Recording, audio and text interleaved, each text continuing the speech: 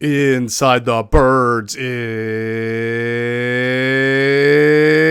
back. What's going on, everybody? Geoff Mosher and Adam Caplan. And did you hear how long that intro was? That was longer than the OTA that Adam and I did on Wednesday. We got a lot to talk about with these OTAs, man. And we'll get into that. We have a training camp schedule that we can finally unveil and discuss. We've got some of the things that went on at the OTA that we were allowed to. And then we'll just go through a little bit of the questions surrounding the offense and defense. And then, of course, some of the things with the coaching staff and the sort of leak that there was a change in play caller. We'll get into that last year. We'll get into that. And everything. So, real quick, Adam, Q&A. Really awesome Q&A this week. Really, really good stuff. I know you're thinking I'm saying that because Jason was really cool. He kind of responded to the love that he was getting from the I Am Athlete podcast, and he and Q had a good conversation on that. But those guys also gave, I thought, a really good perspective from their days as both being as players, but then also later as Jason was a coach and Q worked in, he was like Howie Roseman's assistant for a year.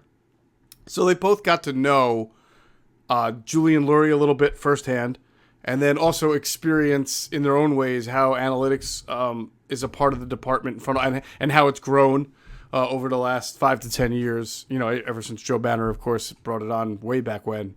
So they gave their own kind of firsthand accounts of what they know about Julian, analytics, Jeffrey Lurie. And I thought it was a really good job by them, because sometimes I think when we say it, because we're always we say what we hear, we don't give names out. Yeah. We protect our sources. But I think there's always a little bit of skepticism from people when they hear that. But when you hear two guys who don't have to cite sources, they were there. They saw it themselves. They tell you what they believe, and they were very candid about but not critical. They were not negative. They were not positive. They were just explaining what they saw, and it was really enlightening, I thought. So I really would encourage people to go to get what you and I talk about, but even get a clearer view through their eyes of how the front office works, and Julian and Jeffrey. I mean, they were just like us as far as Jeffrey Lurie. They're like, no, he is not a hands-off owner. He's not a guy who only goes and shows up. They talked about his involvement and why he's involved. So they did a good job of laying all that out for people to hear. It's very fair. They have this unique perspective because we can't give a perspective that they have, because not only did they play, but they worked for the club after they were done. Right. And that's just the beauty of having those guys with us. If we got we cover everything pretty much on our I guess whatever we call our network or our channel or our company here. I like to call it an empire, but we can go with network. Right. Let me know when you count that cash. No, it's really cool. We're very fortunate, and I don't want to give away for folks who haven't heard it yet. You have to hear the stuff. The I'm Athlete, Jason's commentary on the whole thing. It's really interesting, and there's some great storytelling on this one too as well. I don't want to give away. Yeah, they went into a story also on. They talked about safeties, the safety position, which, by the way, I had nothing to do with that. As much as I discussed safety and the team's negligence toward it, they were talking. Q really brought up how when he played, really from mid 2000s to 2000, maybe 15, is kind of like the golden era of safeties with your Ed Reeds and your Palomalus, and the end of the Dawkins are still in there, and they went through 5 or 6 guys, and they were just really talking about the awesomeness of safeties. And then Q told an amazing story about a game that they were playing in, and a specific safety who had an Eagles running back in his crosshairs, and really, really laid him out. So it was really interesting. You'd be surprised by A, who that safety is, and B, who that running back is. So it was a fascinating story. It's a great show. Yeah. Good Donovan McNabb stories as well. Yeah, there's a lot going on in this show. That's all I'm going to say. And the reaction from our listeners right, has been phenomenal. On the YouTube comments, it's great. So absolutely love it. And they're on. And by the way, for those who didn't know, their show drops every Wednesday morning at 6 a.m. Eastern on, of course, YouTube and Pod. Right. We're on Monday and Thursday in the off season, and then eventually actually we're going to get Greg Cosell back before training camp. We're going to do an NFC East series, Yep. which we look forward to doing, and we'll break down all 4 teams there and go down what we know, and then we've got a couple surprises coming. Geoff and I are actually putting together an all-season schedule. Things we have not done before. We're brainstorming. We come up with some ideas. You never know when you brainstorm what comes out of our brain. So yes, it's gonna be fun. Yes, it could be good, could be bad, but at least it's something. No, good. Yeah. All right. The newsletter dropped today, so make sure you check it out. We did answer 2 questions that were posed to us on various Ask ITB platforms. So if you asked us the question and you're looking for an answer, you might find it there in the newsletter. Check that out.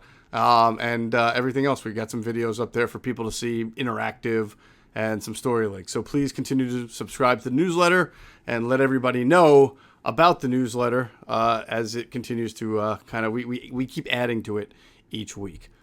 All right, Adam, let's get into the important news here. So let's talk about training camp. It's set. It's going to open on July 26th, a Tuesday. I feel like Tuesday is not normally a day that training camp is open in the past. I've always thought it was either like back in the old days. The old days. You're going to hear me say that a couple of times today. They used to have the 3-day rookie camp first. So it would be like Wednesday, Thursday, Friday. The veterans would report on Friday, take the test Saturday, and then Sunday they would have a light practice, and then Monday the pads came out. I think that's how it went. So I can't remember anything ever beginning on a Tuesday, though. Yeah, well, see, they have what's called a ramp-up period. This changed. In recent years, I was talking to Jeff Miller from the NFL about this at the ownership meeting. We were actually talking about that subject, about the ramp-up period and why they want an extended one, because they noticed years ago a lot of soft tissue injuries when guys were not stretched enough, their bodies weren't ready. So they like the ramp-up period when you get your body used to the rigors of training camp. So that it's going to be interesting to see what happens here, because you don't have the way that you described it, which is what you and I really were brought up in. The rookie acclimation period would come in first, with the selected veterans who are coming back from injuries, and also the quarterbacks. Mm-hmm. But it's a little different now. So, but they do have the ramp-up period before they put on pads, and that's like usually 5 days now. Right. I know it's changed from a couple of years ago. They want it longer. The league wants it actually a little bit longer. The longer you wait to do the heavy work, the better they say it is for your body to adjust to the heat. Yep. And not get those muscle strains. And the Eagles have, last summer or last season, quite frankly, in the offseason too, they did a good job with the soft tissue stuff. So they want to keep that going.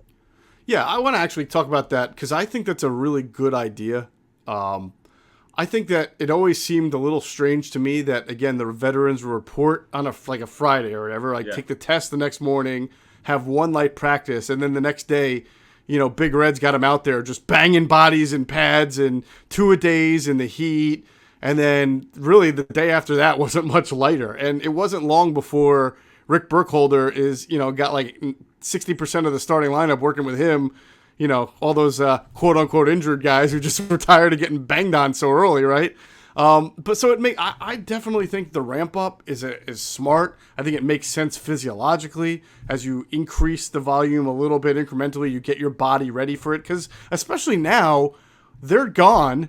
Most people listening to this today, today's Thursday, they're not doing anything today. They're gone, and then they won't be back until July, what did you say, 26th. So that's a long, long time to just start diving into full contact football. So I really believe that the ramp up periods, which really started during the COVID times, not that we're out of it, but is a smart, practical, pragmatic idea.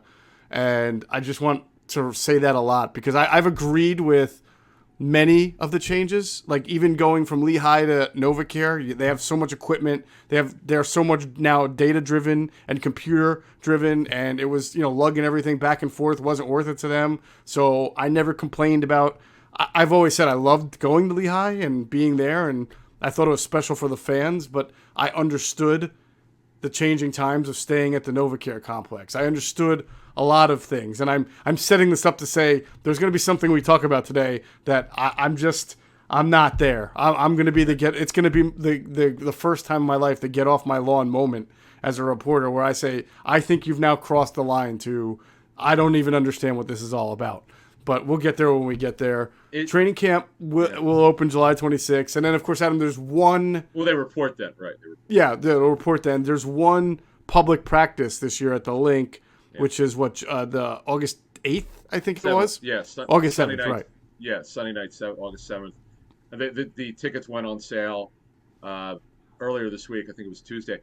I don't know what the ticket count is, but I wonder, will they get 40,000, 30, whatever it is? It's still the only practice. And obviously weather has a lot to do with that. If it's a nice day, they will fill it up. No doubt about it. Plus it's a Sunday, so if you're coming back from the shore, you make a pit stop and you can do that. So it's you remember they used to call it, was it Flight Night many moons ago? Yeah, Flight Night until Stuart Bradley tore his ACL. Right, that's then it was we don't like this idea at all night. Yeah, and it's a shame. He was going to be a stud. And then he was never the same after the ACL injury. Yeah, it's too bad. Yeah, he was. In fact, he bottomed out with the Eagles, went to Denver, and that was it, pretty much for him. Yeah, I think he might have went to Arizona, but he was never the same after that injury. It's a shame. Yeah, absolute shame. Did you hear the great story 2 weeks ago that Quentin Michael told about Stuart Bradley? And I think it was in the Green Bay game, the one I think where Kevin Cobb got hurt and came out. Oh, the 2010. You mean when he got flattened? I forget what game it was, but there was a game, and Quentin said that something happened defensively where I guess it was a no huddle offense they were facing, so the Mike linebacker has to make all the calls, and Stuart Bradley made the same call like 7 straight times, and it was a Mike linebacker blitz call. So he basically was blitzing and leaving everybody in coverage, and it was him making the call each time. Oh my goodness gracious! Now I love stories like that, man. Those in the moment stories where players just do crazy things. And it's funny, you would never hear that. You just don't hear those kind of stories. Who was the D coordinator with Sean McDermott in 10? 2010 was Sean Mack.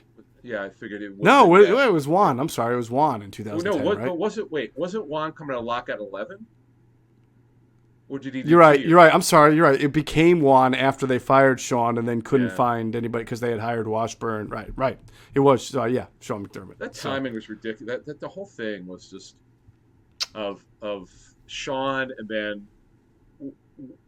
And Juan Castillo, that whole story, that'll be in our stories podcast whenever we get to them. Some of the crazy stories of how things went down, how we heard about it. We couldn't, or the disbelief people around the league when Andy did that, when he named Juan the defense coordinator coming out of the lockout. They just couldn't. They're like, what are you doing this for? Like, what? You lost your mind? Crazy. Yeah, but Andy's brilliant. He'll be a Hall of Fame coach, no doubt, whenever he hangs him up. But that was one of the ones I would think, if he's willing to admit it, he'd like to have back. But I can't speak for him. Gotcha. There you go. All right. So what was the point of that? Oh, Flight Night. Yeah, that's when Stuart Bradley ripped up his ACL, and and listen, I feel for the Eagle fan. I really do. I mean, they have had everything preseason wise taken away from them that used to be really enjoyable. From going to Lehigh, and it wasn't just watching the practice. They had some great fan events at Lehigh. It moves to NovaCare. Now you got to be part of you have to be selected to go watch. Now you go watch, you don't even see anything compared to what you used to see. So depends what field. Yeah, right. But even if you're, there's really, the way practices are, there's just not. It's not like what it used to be. So I don't even find it as entertaining from a, if you're a fan there looking to watch some good football action. It's not like that. And then now you only get. There used to be 3. Right? Wasn't there 3 or 4 open practices at the link, and now there's just 1? Sounds right. Yeah, definitely more than 1. But no, getting back to training camp, teams generally don't hit anymore. They have what's called thud, where they don't take the player to the ground. The player will give a shoulder or an elbow, but they will not tackle. And yeah, you could get a little physical, but the only teams that tackle they call as live. In fact, if you're at a practice, they go, "Okay, we're going live." And everyone can't wait. And then the funny thing was, I forget which team it was. It was 3 minutes. I was so disappointed. I'm like, come on, 3 minutes? Yeah, it was not. not. A little longer? And John Harbaugh, oh my goodness. They're the only team that, he is famous for I don't know if I doubt they do 3 hours anymore. But up to 3 or 4 years ago, they were 3 hours. And all the media's like, can we end this thing already? I want the hell out of here. Well, there's already been a team that's been pinched by the league for violating the practice rule. We'll talk about that in a second because it kind of folds in with what I want to talk about with the Eagles. But that is what you're saying is yet another thing that I have reconciled as both a reporter but also a fan of the game. I get that the constant rampant bloodbath camps, training camps are not necessary. I truly agree with that. They're not necessary. People say, well, the tackling's bad in September. Not the good teams. The good teams tackle just fine in September. The Eagles played week 2. San Francisco, I thought 49ers defense was pretty good that game. They didn't miss too many tackles. When you have good defensive personnel, you're probably going to be a good defense. But the idea of preserving bodies has to be number one because, as we've seen many times, injuries can really derail too many seasons. So I get it. I get that part of it too. But the fan has really lost out on what it used to get in training camp, in access, in overall fan enjoyment. I'm sitting here whining about certain media access things, but fans have had it much, much worse, and I feel for them because I don't think we're ever going to put the toothpaste back in the tube now. I don't think there's going to, in 10 years from now, it's going to be starting to trend back toward more open events, more this, more that. I think those days are over, and that's unfortunate. Yeah, and the thing that sucks is that unless, as you were saying earlier, unless you're a season ticket holder or selected people who get either like friends of the team, whatever the case may be. Like, for instance, when you have a joint practice at NovaCare, like that's something that the fans should be able to see that. I would love the fans to be able to see that. NFL Network, I know, travels to some of these but they don't show much of practice. They're like to the side, and they got the ex-players who were part of their broadcast. But yeah, I think those should be at the link. I think fans should be able to watch it. Yeah. It sucks. It's you're absolutely right. I used to love to go to Lehigh. Maybe I'm one of the few. Mm-hmm. But I used to like those practices, man. As much as I didn't like going, the drive was a pain in the ass, particularly when they'd have traffic, or construction. But you get there, you go through everything, and the access you got there was pretty good, I thought. To watch practice. God, great, yeah, right? Absolutely, yeah. And Andy was pretty good to us. You grabbed Joe Banner sometimes. He was walking, and it's just it was a good atmosphere. Now it's completely different. And then fast forwarding to this, on Wednesday, I was talking to someone at the Eagles who just walked by me, and I was like, man, I don't recognize any of you guys. Who are these people? That's another thing, right? It's really this front office, and I know they've gotten younger. It just, I met Russell. I couldn't spot him. I couldn't spot him in a lineup. I didn't know what I saw him last time I saw him was probably 15 years ago. Wow. Here. Yeah. We certainly have to get used to some new names and new faces here. So. By the way, shout out to Zach Berman of The Athletic, because a listener of ITB, because he said, you guys said the other day on a podcast that nobody could pick out John Ferrari if he walked by him. And he's like, he's right there. And I'm like, Zach, you're the only one. And I should have known Zach, because for anybody who doesn't know Zach, they're one of the greatest guys you'll ever meet. But Zach can tell you who the third string left guard for Idaho State is, right? That's just Zach. Like, he's so tuned into every pro team, every college team, every coach, every assistant coach, every director of player personnel for a D3 team. Like, that's Zach. So, of course, he'd be able to pick out John Ferrari. I should have said nobody in their right mind other than Zach Berman could probably pick out John Ferrari if he walked right by you.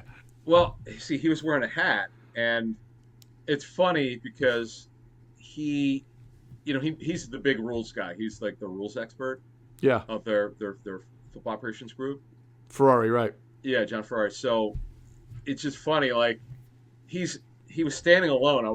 Once Zach pointed him out, I'm like, oh, okay, that's John Ferrari. Again, I've not seen. I don't know the guy. So, and then some play happened. I'm like, I wonder if he's saying something about what happened on that play. Like, wait a minute, that might have been a foul. Whatever the case may be. But a GM told me last weekend. Because I asked him, do you know this John Ferrari guy? He goes, oh, yeah, he's been on the rules calls. Oh, man, he didn't say he bellows. He's got a booming voice. You absolutely know it's him. Yeah, it's very commanding. Voice. Yeah. So should have asked Zach who Elsie Reyes is, and and Zach, who's the guy who just became a scout that we're like, I don't know that guy. Zach something, I think. The guy who worked for Cosell? Yeah, we should have asked. Yeah. It's like, can you identify them? Can you find that person? Right, he's a scouting assistant. No, it's funny because I don't wear glasses a lot anymore, and I had them on.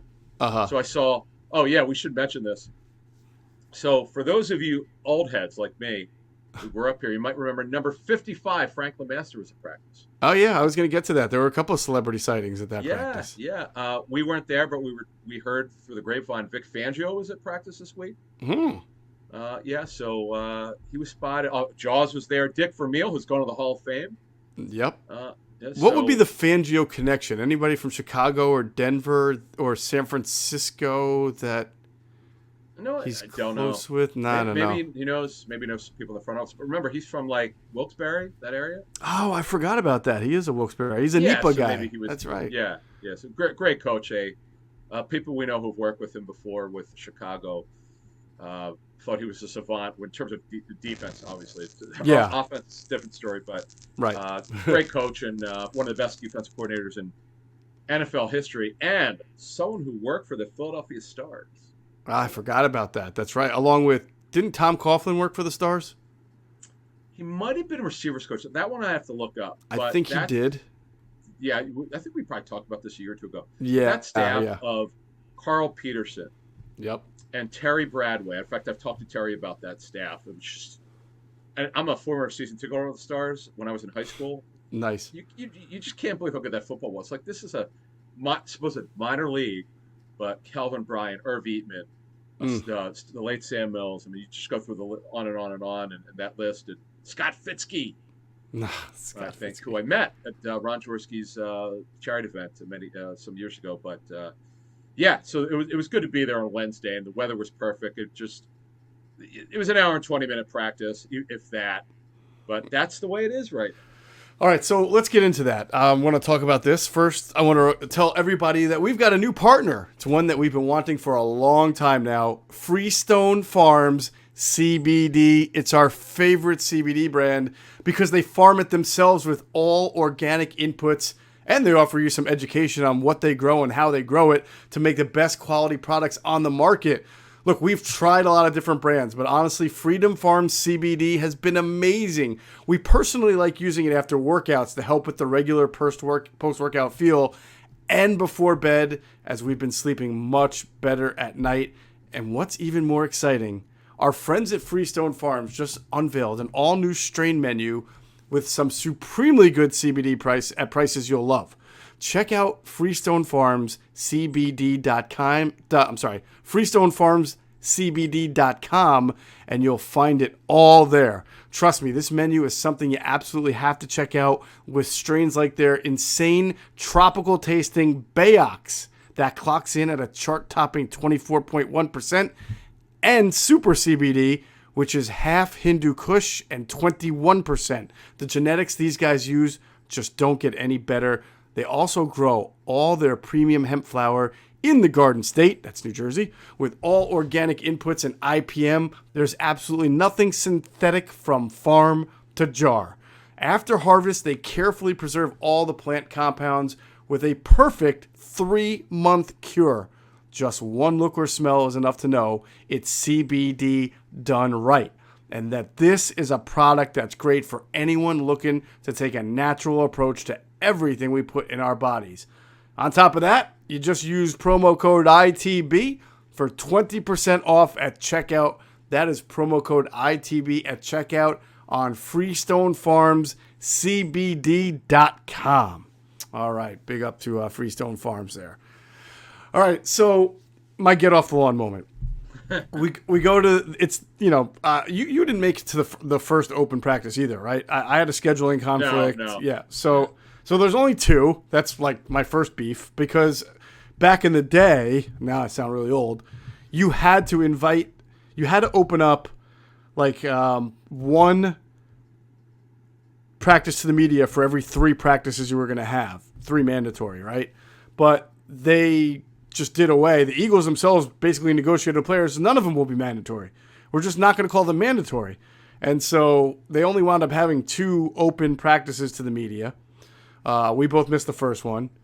Got some intel on it. It didn't sound like they did much, we were told. And then, so we go. I thought going Wednesday, Adam, because it was the last one, not just open to the media, but last one, they were going to let it all out. This is going to be the practice. Yeah. And we show up, right? And the first thing that stands out to me is who's not there, right? No A.J. Brown. No Devontae Smith, no Lane Johnson, no Jalen Reagor. I don't think Jordan Davis was there. Did you see him there? If he was, he didn't. I didn't see him working. Like I'm pretty sure he wasn't. Dallas Goedert, don't blink, because if you did, you'd miss him. I saw him have two reps. He ran a route, didn't get the ball to him. So I'll look for certain stuff. We'll get to our observations, and we'll also have more as we talk to some people and see what they, how they felt how the practices went. But just watching the practice, which was probably under an hour and 20. I'd heard they've been very light, even lighter than usual. And you've talked about how fewer practices they had because of this agreement they had with the players to get everybody to show up, no mandatory camp. And also, they're ending a week earlier than all the other 31 teams. Like the Bengals are the only other team not to have a mandatory camp, but they're still ending next week. Right. So I don't know, but and I wonder about this because the Eagles and Bengals keep getting lumped together as the only two teams in the NFL who are having the fewest amount of practices in the OTAs, right? I wonder if Bengals OTAs have this, absence of so many players, the way we saw so many significant players or role players like we saw on Wednesday where, like you said, even some of the guys who were there were getting who you want to see, like a Dallas Goedert. I guess James Bradbury apparently was there because I know there was a deep touchdown, but I only say maybe a few reps. So I just wonder, are the Bengals doing that too? They're not only having much fewer practices, but even in their practices, are they telling a lot of veterans, this is an off day for you or a workout day for you? Like there was one day where apparently there were not that many offensive linemen because Brett Toth was getting married. And so they just didn't have a bunch of offensive linemen there. So I'm very, I guess here's my get off the lawn part. It's like I've come across almost zero coaches at any level of any sport in my lifetime that prefer fewer practice times and fewer practice hours. If anything, they all want more. Yeah, they do. The Chicago Bears, that was the team that got banged for practicing too much. Why? Because they have a new coaching staff, right? And they got a new front office. So you could see why the temptation to just try to get as much in as possible was there, and they got caught and whatever. But, like, the Eagles are just, like, completely – they're like, we don't need this. By the way, could you imagine if they violated the Eagles? Let's turn our attention back to the Eagles. Would be comical if they violated something and lost even more practice time. They probably welcome it. No, but coaches will tell you they want more because it's teaching. The offseason, the real competition is the training camp. Let's call it like it is. Sure. It's the learning phase. It's the retention phase. Let's see what you can remember from your playbook, and you take it out into the field. The competition happens in training camp. That's your jobs are won and lost. No one's losing or winning a job in the offseason, but you can progress. And you're learning, and they could see if the player's behind or not. That stuff's important. All right. In terms of being behind or not, the term is high rep. You'll hear coaches tell you, is this a high rep guy or not? If he's a high rep guy, that means he needs extra reps. Coaches don't like that, but if the guy needs it, he needs it. Yeah. Yeah. No coach in their right mind is going to say, it's good. We don't have a lot of practice. No, but I mean, obviously the Eagles are they're following a blueprint. A lot of this has brought their Rams mentality of practices, lighter practice. That's fine. That's great. I know the Rams just won the Super Bowl, but the Rams are practicing more, having more OTAs than they are. But here's another thing. You said it's an hour and 20-minute practice, shorter practices. Yep. If that. If that. I've been to, so have you. We've been to an hour and 10-minute practices before. Last year. Right. But no, I'm saying even before that. That part of me is not the surprise. But I looked at the clock, and we were 50 minutes in to this hour and 10-minute practice. And all they had done for the first 50 minutes was the stretching, positional drills, like wide receiver separated, linemen separated, defensive end separated, and just doing like little individual drills. Yep. And then they did a special team. They did the punting and the coverage, kickoff coverage, punt coverage. We did not see 7-on-7. We didn't see anything that was like mildly competitive until the final 20 minutes of the practice. And that was really just it. That was it. See, the thing is about 7-on-7. A, there are no running plays. B, there's no clock. C, there's no pass rush. Right. So, Hurts had some really good throws. I just don't put a lot of stock in it because he's not being rushed. But the thing about Hurts and two bombs that were completed, one was to Quez Watkins made an incredible catch. Mm-hmm. beautiful catch. I mean, he dove, and then the other one. I love how all this stuff happened because I left with about 10 minutes ago. I had to yeah. pick up my kids, and then apparently these bombs happened. Yeah, I saw both. But I think they were either back plays or one play, then another play, then another bomb. But I think Hightower caught the other one, right? Yeah, Hightower. Yeah. Right. Hightower. Yeah, both could run. And Quez made such a great effort. Mm-hmm. But again, he's not. So with Hurts, one of them had a tail on it. It came out of his hands. It wobbled, but he still got it there. Yeah. But it's 7-on-7. They're not scheming. I just don't put a lot into it because I've been to these practices now 20 years and they're all the same. Right. There's no pass rush. You don't overrate it. That's why I never track off the OTAs. I stopped doing that many years ago because when I started in 2000, I didn't know anything. Mm-hmm. So I just go, okay, I bring my notebook. Okay, he was 15 for 21 today. Right. The problem is when you start tracking the stuff, you don't watch the rest of practice. You're so concerned about getting the numbers right. It doesn't matter. I want to see the whole thing. But I'll tell you, there are definitely some things I look for that most reporters probably don't look for. I want to see body types. Is this guy in shape, not in shape? Like Miles Sanders' lower body looked much bigger. That stuff is noticeable. We know about the hamstring injuries, the soft tissue injuries. He's had a bunch of them in his career. Remember when he had the dual hamstring strains in one offseason where he didn't really practice? So that's important. We'll see what that means in training camp, but he definitely noticeably looked bigger. Brett Toth has come back from the ACL injury. It might be Toth, by the way. I heard a player call him Toth. So oh boy, yeah, I know. Here we go. Another name, last name. We'll ask. We'll find out. Now I pointed out to you the guy who looked like a monster, and as he should, was the undrafted free agent from Utah, Noah Ellis, one of two, I guess, children of Luther Ellis, who's on the Eagles. Yeah. You saw his calves look like tree trunks. I mean, they are enormous.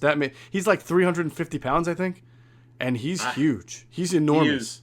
He is lower body, like built like a fire hydrant. He's built low to the ground. Looks like a run. He looks like a plugger. He looks like a guy who played nose. Right. So yeah, he's definitely wide. And that Matt Leo, he's still here. This is his third year with the Eagles. This dude, he is huge. He's over 6'7". Like 6'6", right? Yeah, 6'7". Yeah. He is. I think his real true height is closer to 6'7". Nevertheless, he's just tall. Right. But let's offensively, the thing that I had heard and I did see it. This is really important from a schematic and how you function as a quarterback. The thing about Hurts, which he did not do last summer, is very apparent. Didn't have much with his timing. Mm-hmm. He had a great timing route to the right sideline where he looked left. The one thing we would find out from people last year is that he rarely would look off the safety, like rarely, which is not good. I mean, I understand he's a young quarterback, his first year start as a full-time starter, but you need to be able to look off the safety. He had one on the Wednesday practice where he looked left, he looked the guy off, and he threw right. Now, the ball was not completed. It was a timing route. He threw it. The receiver just could not get the football. The pass was fine. He threw a timing route. He's got to go get the ball. But that's the kind of stuff he's got to do a better job of, and he did it today. That's the kind of stuff I look for. That's good. Deion Kane, I know he made a nice catch last week, from what we understand. He's a big, well put together dude. Yeah, he's 85 for those scoring at home. He is highly unlikely to make it unless they keep 6 receivers. But remember, he's here because of Sirianni, right? Because he was with the Colts, and this is the kid who was incredible as a rookie in their offseason program. Then he tore his ACL. He's never been the same. He was with Pittsburgh. He was with the Eagles, as you know, last year. Mm-hmm. Baltimore. But he was with the Eagles last year on their practice squad, and they brought him back. And he's got good size. As you said, he is put together. Mm-hmm. We saw Zach Pascal wearing number 3, with these kicker and punter numbers. But he was out there. It's funny because, as you said, a lot of these guys were not practicing. The top 2 guys were not practicing. So when they were doing individual, Pascal, you could just tell he's a veteran. If I didn't see the name on the back, because he's chatty. Yep. And you could just see how he attacks the football. Yep. Which would be good. And up first in every drill, by the way. You can tell that the whole teacher's pet thing makes sense. I mean, he's the first guy to do everything. And your guy, and you and I go, wait a minute. First of all, 38 is a wide receiver number. Who is this guy? It's funny because it was nice. The media relations team gave us the rosters. I'm like, wait a minute. I know these numbers, and I could pretty much wear anything, but isn't 38 a DB's number? What is this guy doing here? And once you know it, they have a. I love when they do this. Offensive and defensive, same numbers. Like, yeah. So it's Keurig Wheatfall, an undrafted free agent. Oh, it was say it again. Wheatfall, right? Right, Wheatfall, right. Wheatfall. It's spelled like you would think. Wheatfall. Right, exactly, from Fresno State. Mm-hmm. And then a guy, now this guy's got an outside chance to make it because they're not very good in backup corner. Josh Jobe from Alabama, who was out there. So they're both wearing 38. It was just kind of funny. But was Jobe the one who had the massive defensive hold where he like yanked the receiver out of bounds? Yeah, it was ridiculous. And they didn't have. It's funny because Geoff and I were watching, and they didn't have refs there. And the whole meeting goes hold. It was so bad. He got beat. Whoever it was. Yeah, actually, it was more like a pass interference because it was down the field than a hold. But yeah, it was bad. Yeah, he gave him the business. Yeah, he exactly mugged him. So. I don't put anything in depth charts. I don't mean anything in the offseason because they're rotating heavily, liberally, as they say. Yeah. Number 3 outside corner. Right. So you would see Kerry Vincent in there, and Mosher's guy Mac McCain in there, and Tay Gowan in there. Mm-hmm. It's funny. All these guys were in 30s, but they're on defense, not offense. And then I was paying attention to the little guy, Britton Covey. Yeah, I was going to get to him. You're right. Oh, right. I'm sorry. My bad. Yeah, that's because I was going to set it up. Because he's a backup, he's only a slot. He's really small. Like he's tiny. If you would have told me he's 5'5", I would have believed he's listed as 5'8". Yeah. He is, from what we understand, he is. I'm not saying he's going to make it, but he's just. You could just see he separates himself because he's short. He's not like a Von at big slot. Right. He's a tiny, little. Chad Hall slot. Yeah. Tavon Austin or I guess ish or he almost reminds me of Sproles with that build because he's sort of strong looking, but little kid, and he's also a punt returner. Right. So we'll see if he pushes. But from what we understand, he's had a very good camp. Yeah. I watched him, Adam. I thought his releases off the line of scrimmage are pretty crisp and good. The problem is, well, not a problem. I mean, he's an undrafted free agent. I didn't think he separated really well down the field, like at the top of the route in the 5 or 6 that I saw. And then the physical play at that size, that he's the guy that Minshew tried to wedge the ball into.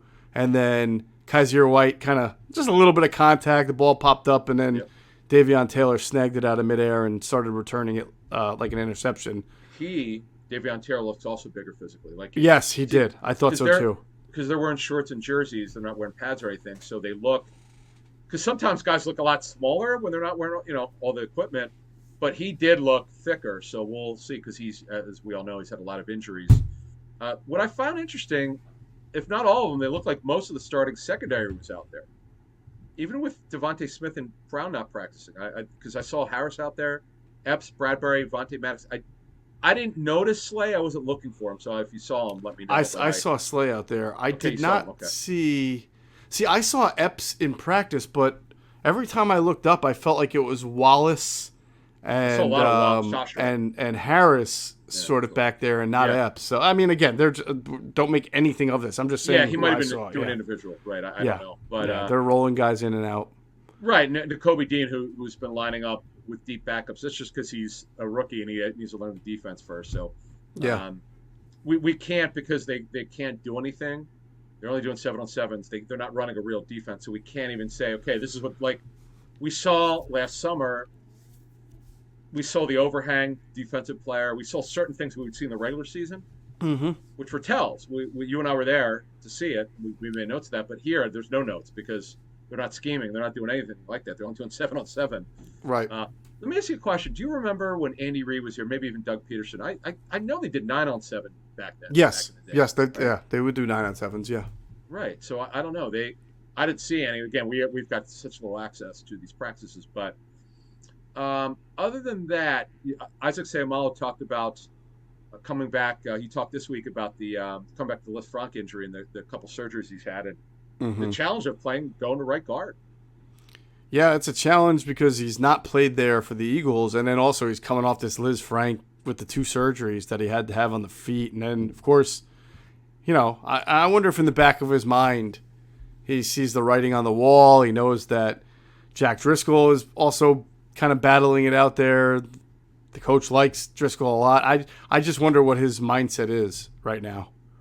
Yeah. Well, look, he's first man up, and they'll get through training camp. But as I said weeks ago, I can't see any way he's on the roster if he doesn't start. Yeah. You can't pay him $4.975 million to be a backup. That's just ridiculous. Right. I get it. Now they'd obviously try to trade him, not cut him. They're cutting him with the last thing. They don't need the cap space. So I know people want to know what's their cap number. We'll get you the best fluid cap number for our next show.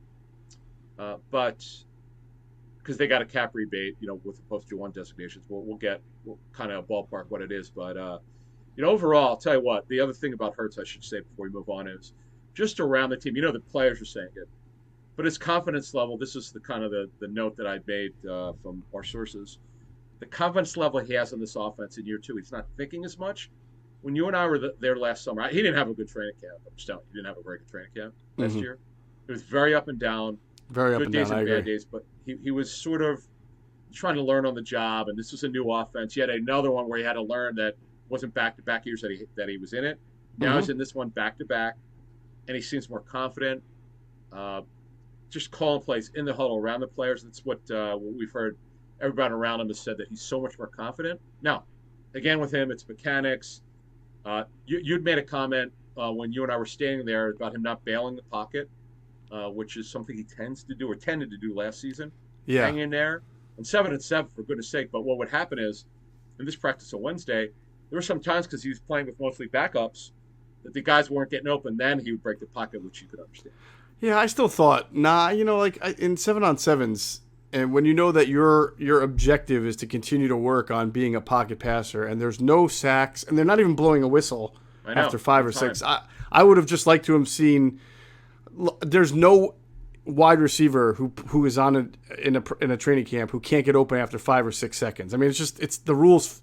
It's impossible for all your cornerbacks and defensive backs to stick with all of your pass catchers. So that play we're talking about where he did roll to his right, I kept thinking to myself, why? Just stay in the pocket, until you find the guy, because that's what you're trying to work on. Sure. So, but I mean, it's just one play. I just thought when you have no pass rush, there's really no reason to do anything other than wait until someone gets open. True. And one of the bombs was about 60 yards that he did hit. Yeah. They're both nice. I mean, it was one of these where we don't get a chance to see instant replay, but you could see it, and the ball dropped down. I was like, wow, that was a really good throw. Mm-hmm. And it was similar to the one where he hit Quez for the bomb against the Niners, where he put his whole body into it, and he just went downfield on the right sideline. But this one was down the middle of the field, so that was good to see. But overall, I don't make doing this thing for 20 years. I just don't. I've learned my lesson. Yeah. Of overrating this stuff. It means next to nothing. It's like there was a running joke with coaches I know where they go, remember that stuff you saw in OTAs? It doesn't mean anything because it's all forgotten. It's like this is like AA baseball here. AAA is training camp. Major leagues is regular season. But look, we you could we'll find out more. This is Arizona Fall League, man. Yeah, kind of. Look, instructional league. Right, instructional. I think it's more. Yeah. Nah, it is actually instruction. That's really that's what I'm saying. It's really more about fine tuning and working with teammates. It's funny we talk about teaching and fine tuning. I'm watching Sirianni walk from station to station because Steichen calls the play. So he's observing. He's big on being that CEO head coach, and I thought it was interesting. What did you make of his remarks on Wednesday? So let's get into that. That was our next topic anyway. First, I want to tell everybody to check out our friends at PHLSportsNation.com, enhancing the fans' experience with their coverage of all Philadelphia sports teams. For the fan, by the fan is their motto. So make sure you check them out at PHLSportsNation.com and on Twitter at PHLSportsNation. Let's pause real quick for another word from our great, great sponsors, including our friends at Sky Motor Cars. And if you happen to stop into Sky Motor Cars out there in Westchester, PA, make sure you tell them Adam and Jeff sent you. You will get a great deal. A great time to sell your car. I'm telling you, this is the best time of your life to sell a car. They don't just sell them, they buy them from you. Seriously thinking of selling them my Infinity. Yeah, my wife and I sold 2 cars to them 3 years Nice. ago, 4 years ago, Mm-hmm. and they are so great doing with Brett Children's team. And oh yeah, I mentioned last week Marcus Peters of the Ravens. He got a car from them. He purchased a car from Yeah, I them. They didn't actually realize Brett delivered it. did business with non-Philadelphia I teams. know All right. he was getting razzed on his Facebook page. It's kind of funny because they're Eagles fans who follow him. Right. Such a great guy, and has been such a great supporter. We really support. We appreciate his support. I got to Definitely. get a new mug though from those guys. Yeah, New and tea a new mug. jacket. Yeah. Oh, and a polo right now. We need to get you one, man. That's right. Brett, please. All Yeah. right. Yeah.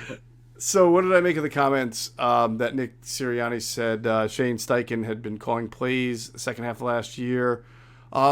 There was a part of me that said, didn't we talk about that at one point on ITB last year? I thought we brought up the fact that Steichen had been more involved with play calling at one point. Yes. I knew we had both been told that. But the problem with making too many distinctions on it is that it's not like Nick Sirianni is devoid of responsibility in that whole thing. Like, he hears every single play that's called. He has veto power, as I understood it. Like, if he didn't like something, he was going to weigh in on it. But it was good for him to come forward and say it. The reason I know some people think of it as concerning, but I think you have to go back to when they hired him. He was not the play caller for the Indianapolis Colts. It's not like his play calling acumen is what got him the Eagles' job. Jeffrey Lurie was clearly impressed by his, whether you want to call it emotional intelligence or his CEO, like, I preside over everybody, I connect with this locker room, I can be a leader of men type of personality. That's clearly what Jeffrey Lurie was looking at when he hired Nick Sirianni, because Nick didn't call plays. So it doesn't surprise me. Like, I don't think Nick felt the pressure that he had to call plays, and I think it was smart of him when the team was at its worst moment at 2-6, right, to say, I'm just assuming that that's when the Yeah. responsibility was seated. It might have been a different time, but either way, it was responsible for him to say, I need to be a little bit more hands-on here with all departments and make sure my presence is being felt. What's the big thing we talked about with Doug Peterson at times? Not coaching his coaches, kind of letting everybody do their own thing and not being on them. So I interpret that as Nick was like there with John Gannon or there with Michael Clay, the special teams coordinator, making sure everything, like, if they're going to lose, at least they go down with their best game plan and their most focused guys, and they just lose on talent. I think that was his mindset at the time. So a couple things. I remember you said this on our show last year. You said, correct me if I'm wrong. You were. I'm trying to paraphrase this. I remember when you brought it up. You said something like, from what I hear, Sirianni is getting Steichen more involved, or Steichen's more involved in the play call. Mm-hmm.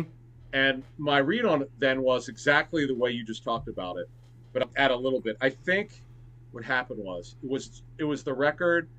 It was Gannon was under a lot of fire. Mm-hmm. You remember Andy had done that when he was here many years ago.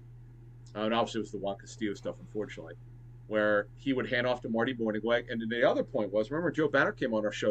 This was shot because it was reported, by a lot of people that Andy handed off the play calling this week or that week, but not a lot. Joe's funny. He goes, Andy handed off so many times I couldn't count. The media had no idea. Mm-hmm. So I just don't think it's a big deal. Now, yes, as the head coach, he absolutely has veto power because it's his offense. Him and Kevin Patullo and Steichen are the ones who put it together. And, I watched Patullo as his sort of right-hand man. He's an offensive guy. Like, he's walking around and he's watching the receivers. I noticed that. And that's good. Look, the thing that I thought got lost on Doug's staff, obviously they won a Super Bowl, so it was a pretty good staff. But remember we would say the lack of player development? That was a real issue, I know, for the Eagles with him. Sure. Not enough players developed, and that's something here that we had heard Sirianni preached. It might have been in his interview or maybe when he first sat down with them, but I know that that's something that they like, that he put an emphasis on player development. Yeah, no doubt about it. No doubt about it. So it didn't surprise me. By the way, I think that's also around the same time that Brian Johnson came down from the booth to be with Jalen Hurts a little bit more, because with Nick doing other stuff, throughout the game, I think he wanted somebody having more personal touch with the the what is it called? The iPad or the device that they use Yeah. after certain plays, and that wound up being Surface, what Brian was Microsoft doing. Surface. Yeah, the Surface, right? Yeah. Surface tablet. So again, like I would be more skeptical of all of this if Nick Sirianni was a play caller to begin with, and a known play caller, and then he's given it up already after a half a year. And you're right, Andy did it all the time. We've talked about that. And by the way, Q&A had a great story in their show about every time that Andy would hand it off to Marty, it would get like even worse with the passing. And Avant would say, like, we'd be in the red zone and it'd be like, oh, Marty's going to call like 11 passes in a row. Because I remember when whoever would put it out there, or maybe sometimes Andy would admit it. And it's funny that they said that, because you would notice, it was really noticeable. Marty is really pass happy. Oh, God, yeah. Yeah, he was, he came from the Bill Walsh tree and all that. Not as much running, though. Bill Walsh would run the football for Roger Craig and others. Oh, one more thing with Steichen. Let's not forget, he actually called the plays for a season and a half. That's he right. called them and did a great job 2020 with Justin Herbert his first year. I know some of the fans said he was too dry and not imaginative enough. Anthony Lynn certainly wasn't enough. That's why he didn't last with the Lions. He got the play calling taken away from him in season. But he was the play caller. He took it from Ken Wiseman, who was Can. Right. In the 19 season, he actually called it somewhere around midway. Somewhere during that season, he took over the play calling. Right. And I was talking to another NFL offensive coordinator who definitely calls the plays. He's very close to Steichen, and he said he's super smart. And the thing that, and this guy's worked him before, this is interesting about Steichen, despite how he looks with the media, you know how pretty much he's so boring, let's call it like it is, until this last press conference. But behind the scenes, he's very vocal in meetings, has great command with the players, and I thought that was interesting. Oh, that is interesting. Okay. Yeah, I've not heard that. That's interesting, so that's good. Like, okay, I'll use that. Thank you. All right, awesome. So you always wonder, like, did Brandon Staley, when he took over the Chargers, did he just want his own people, and that's why he didn't retain Shane Steichen? He wound up bringing, Joe Lombardi in, I think, from the Saints, job. Right? Yeah.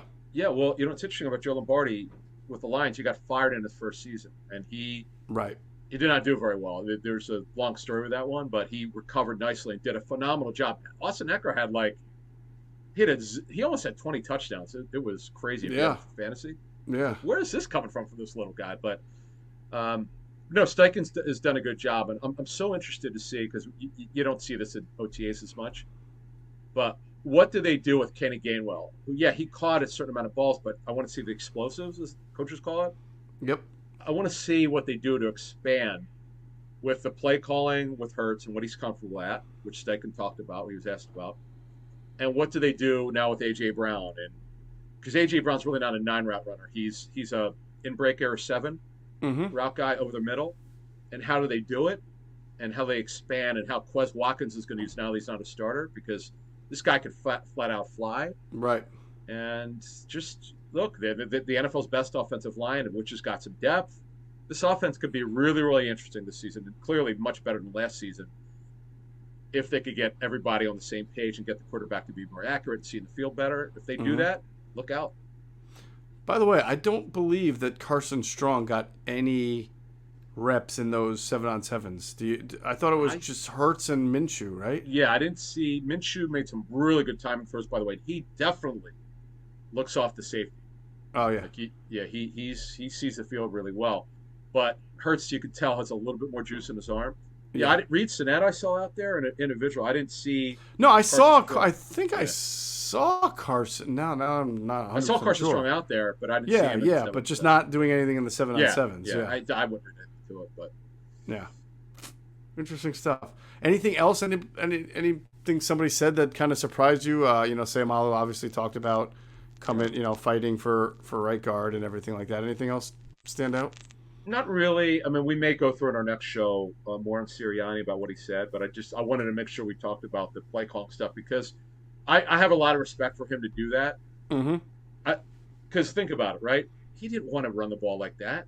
He wanted to come out throwing last year. It didn't work. And a good coach, you have to recognize what you have a quarterback. If the guy's not ready, don't do it. Just pull back. It's not what the owner wants. It's not what anyone wants. Right. I mean, I thought it was funny when the GM and the head coach talked in the offseason together about how he wanted to get wanted to get Devontae Smith and got it more pass targets. Geez, you think you want to throw the football more? Well, that's what it means. I get it. He wanted to throw the football more, and they're going to throw the football more. You could count on it.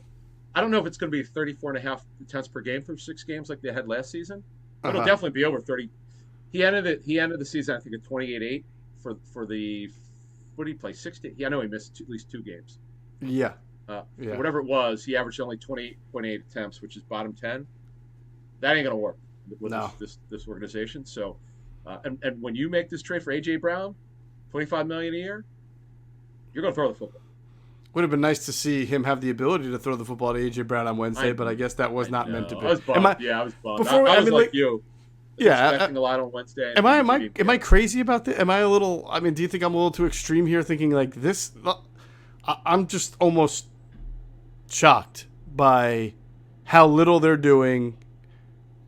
The participation of veteran. I don't get it, because this is not a team it's got a lot of new parts, and frankly, they're 2 years removed from 4 wins. They had a nice year last year, but we all know what it really was. And this is not a team that has they're not the Patriots. They don't have 5 Super Bowl rings in 10 years here, and then they're doing the absolute minimum.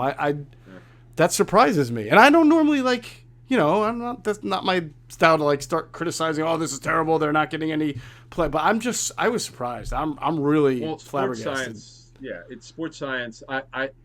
I just kind of roll my eyes when teams do this. I'm like, all right, hey, they have better information than we do, so you got to roll with it with sports science.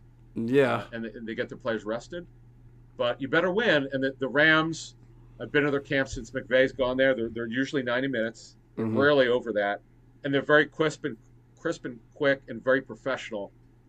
The guys are moving from station to station. They also do joint practices. I was with the ones with the Cowboys in Oxnard last year.